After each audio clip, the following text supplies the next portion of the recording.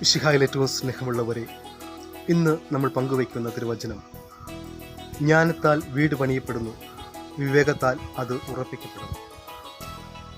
ദൈവവചനത്തിൻ്റെ വലിയ ശക്തി പങ്കുവയ്ക്കപ്പെടുവാൻ കിട്ടിയ ഈ നിമിഷങ്ങളെ ഓർത്യമായിട്ട് നന്ദി പറയുന്നു. കഴിഞ്ഞ ഒരാഴ്ചക്കാലം കോട്ടയം മെഡിക്കൽ കോളേജിൻ്റെ പരിസരങ്ങളിൽ രോഗിയോടൊപ്പമായിരുന്ന നിമിഷങ്ങൾ ഓർത്തു പോവുകയാണ്.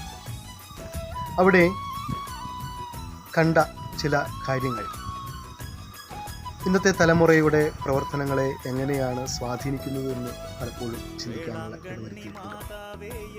കാരണം ഇന്ന് സമൂഹങ്ങളിൽ കണ്ടുവരുന്ന ഒരു പ്രവണത എന്ന് പറയുന്നത്, പലപ്പോഴും 4 ചുവരുകൾക്കുള്ളിൽ പണ്ട് ജീവിതങ്ങൾ തളയ്ക്കപ്പെട്ടിരുന്നെങ്കിൽ ഇന്ന് 4 ചെറിയ കളങ്ങളിൽ ജീവിതങ്ങൾ തളയ്ക്കപ്പെടുന്ന അവസ്ഥ കാണപ്പെടുന്നുണ്ട്.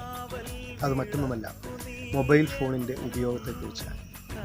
ഏതൊക്കെ മേഖലയിലേക്ക് കടന്നു ചെല്ലുമ്പോഴും, അതിപ്പോൾ ബസ് സ്റ്റോപ്പ് ആണെങ്കിലും ആശുപത്രിയാണെങ്കിലും കല്യാണ വേദികളാണെങ്കിലും ഇന്ന് കാണപ്പെടുന്ന ഒരു ദൃശ്യമെന്ന് പറയുന്നത്, തൻ്റേതായിട്ടുള്ള ആ 4 ഇഞ്ച് 6 ഇഞ്ച് സ്പേസിനുള്ളിലേക്ക് മനുഷ്യൻ ഒതുങ്ങിക്കൂടി അവൻ്റെ ഭവനം പണിയുന്ന ഒരവസ്ഥ ഇന്ന് കാണുന്നില്ല. ഈ ഒരു വചനവുമായിട്ട് തട്ടിച്ചു നോക്കുമ്പോൾ, ജ്ഞാനത്താൽ ഭവനം പണിയുന്ന മനുഷ്യന് എത്രയോ ശ്രേഷ്ഠമാണ് അവൻ്റെ ജീവിതം എന്ന് മനസ്സിലാക്കാൻ സാധിക്കും.